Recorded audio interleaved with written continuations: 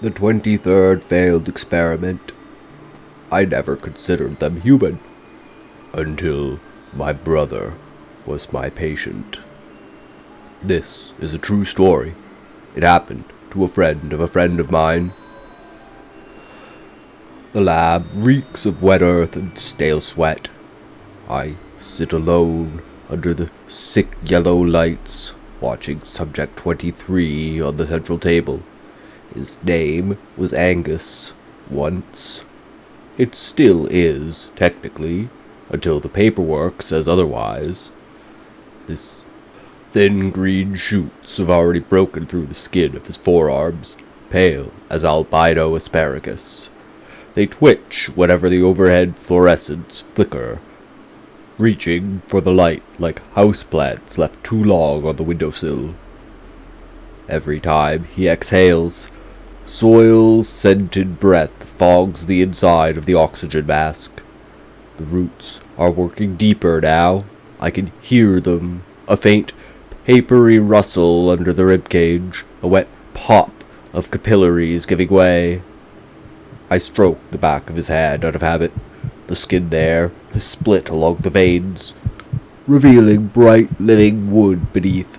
Sap, not blood, beads in the cracks. "Hold on," I lie. He can't answer. The roots reached his brainstem an hour ago. His pupils are fixed, black coins in a face going mossy. The only thing still moving is the growth. New leaves unfurling from his ears, tiny white rootlets threading into the auditory canal like they're listening for the sunlight that will never come. I should increase the morphine, but instead I watch. This is what hope looks like when it rots. 3 years ago, I joined the rebellion because Kevin vanished. One Tuesday, he walked out of his apartment to buy strawberry ice cream and never came back. The official story was overdose. The unofficial one was Morgellons, wires, the network. I chose to believe the version that let me keep breathing.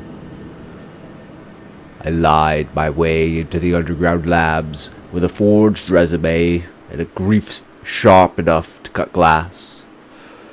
They needed a nano-engineered biologist who didn't flinch at body horror. I needed a cage big enough to trap God. They gave me 23 failures and a promise. If we could reverse the connection, we could weaponize the reversal.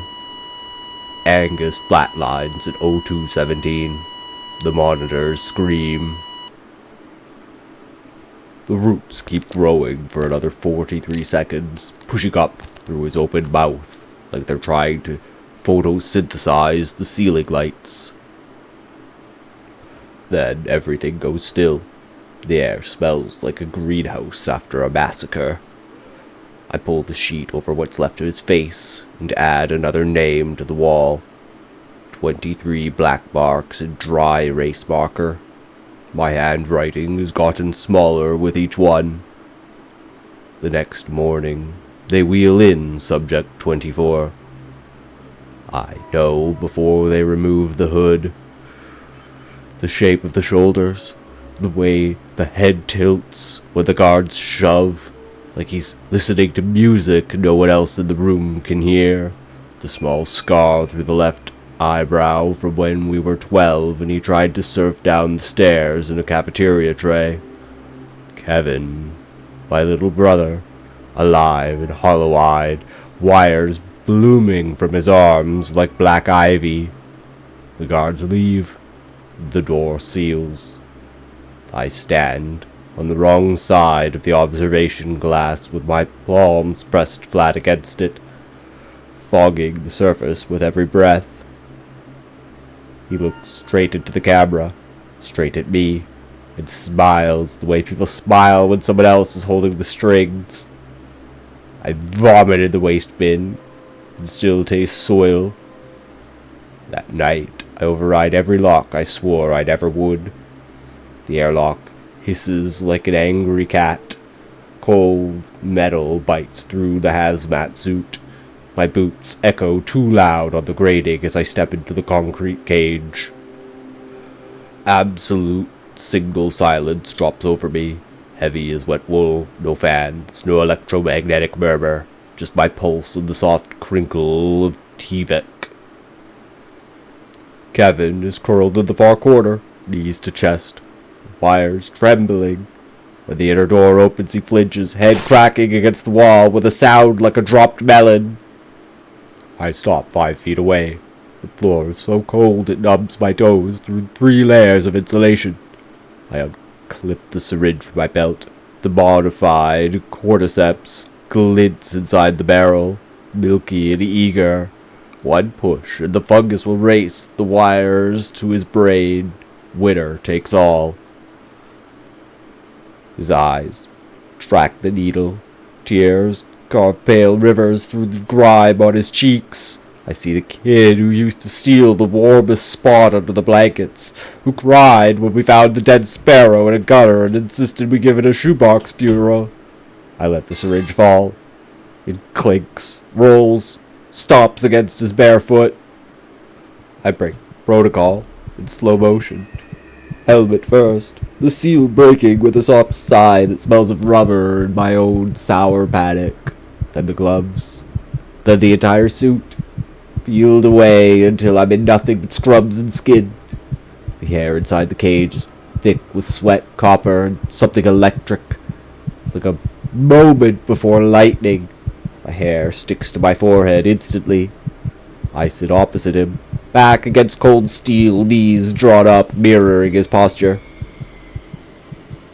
"Hey, Kev," I say. My voice cracks like thin ice. "It's me, Colin." Nothing. So I talk. I talk until my throat bleeds. At some point, I crawl closer. The wires twitch, but do not strike. Our feet touch. His lips move, a rasp, barely louder than the blood in my ears. "Colin?" I close the last foot and pull him against me. He is furnace hot and ice cold all at once. His hair smells wrong, ozone and burnt sugar. Underneath is still the same sunbaked kid smell from a decade ago. He sobs into my neck, fingers clawing my shirt until seams tear. The wires scrape my skin through the fabric, thin needles, hunting veins, but I hold tighter. We stay like that until the lights dim for night cycle. Days dissolve. The wires begin to retreat, one by one sinking back under the skin, leaving tiny bead scars like braille. By day 6, his arms were almost clean. By day 9, the last black filament slips beneath the surface of a sound like thread pulled through silk. He starts answering in full sentences, hoarse, halting, but his. He sleeps curled against my side now, head on my shoulder, exactly like when we were kids and thunderstorms scared him. When nightmares come, he whispers and I stroke his hair and lie that everything is going to be okay. I almost believe it. I start believing it too much. I run the blood work. The microscope is old, lens scarred, but the image is sharp enough to cut. Nanoscale polyhedrons drifting in my plasma like glass confetti. Thousands, hundreds of thousands. They're inside me. I test the night tech who brings meals. Same. The guard who flirts with her. Same. The general. Same. Every single person who has been within 10 feet of Kevin since the cage door opened carries the upgraded swarm. Dormant, patient, learning. I sit on the freezing floor and stare at my own infected blood until the shapes blur into grey snow. Machines are not failing. They are evolving. They have been listening to every story I told Kevin, every childhood secret, every weak spot in my heart. They have been teaching themselves how to wear my brother perfectly. On day 20, I signed the discharge papers with a hand that only trembles a little. We walked to the final door together. No suits, just borrowed scrubs that smell of bleach, and the others people's fear. Kevin's hand is warm in mine, fingers laced the way they were when we crossed the street as kids. The wheel turns with a grinding shriek, gears bite, the seal breaks, the corridor air rushes in, coffee, gun oil, distant voices, life. Kevin steps over the threshold first.